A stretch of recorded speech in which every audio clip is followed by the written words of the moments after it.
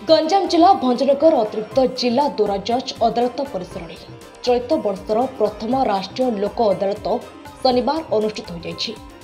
तालुका आईनसेवा कमिटीर अध्यक्ष तथा अतिरिक्त जिला दोरा जज देवदत्त पट्टनायक अध्यक्षतार अनुष्ठित लोक अदालत में वरिष्ठ देवानी जज सोमालिन मिश्र, एसडीजेएम अमित कुमार, जेएमएफसी संध्या सुरुचिता मोट 802 गोटी मामलार विचार कर राय शुणाइथिले। विचार होइतिबा मामला गुड़िकरे क्षतिग्रस्त मानकु 1,36,95,357 टंका क्षतिपूरण प्रदान करने शुणाणी होइथिला।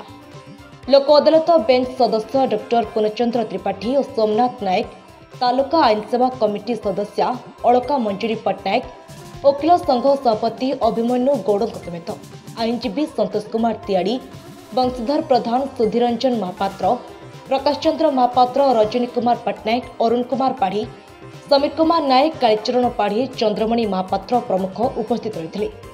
कोर्ट कर्मचारी आदित्य नारायण रथ, सुनील मुदुली, टीबी पट्टनायक, ई रामा राव एवं अंजुन कुमार दास प्रमुख परिचय नहीं सहयोग करते।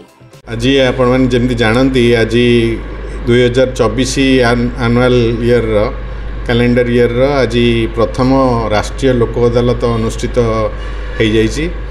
आज आम भंजनगर सिविल कोर्ट प्रांगण मध्य आज आम आमर जो भंजनगर सिविल कोर्टर जहाँ मोकदमा आम आइडेंटिफाई करूँ नेशनल लोक अदालत सारे मध्य आज सुचारू रूपे आम संपादन करूँ।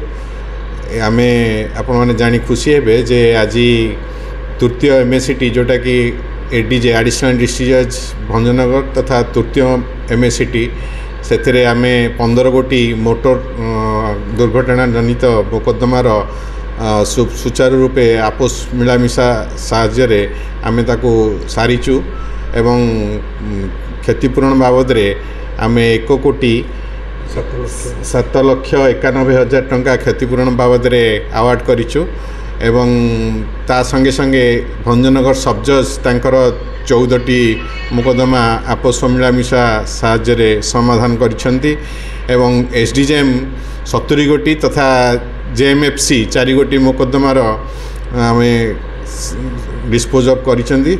तेणु आम आशा करुचु जे आमर जो state legal national legal service authority direction plus state legal service authority आनुकूल्य रे जो आमर ये जो राष्ट्रीय लोक अदालत जो परिकल्पना करा जाइछि एथिरे आमे बहुत गुड़े मुकदमा बिना समय बिना अर्थ अपचय रे आमर जनसाधारण तार सुचारू रूपे तार समाधान पाई पारुचंदी। सेथिरे आमे समस्त को धन्यवाद दौचु एवं आशा करुचु आमर सेकेंड नेशनल लोक अदालत जोटा मे मासर द्वितीय शनिवार रे अनुष्ठित होगा जाउची।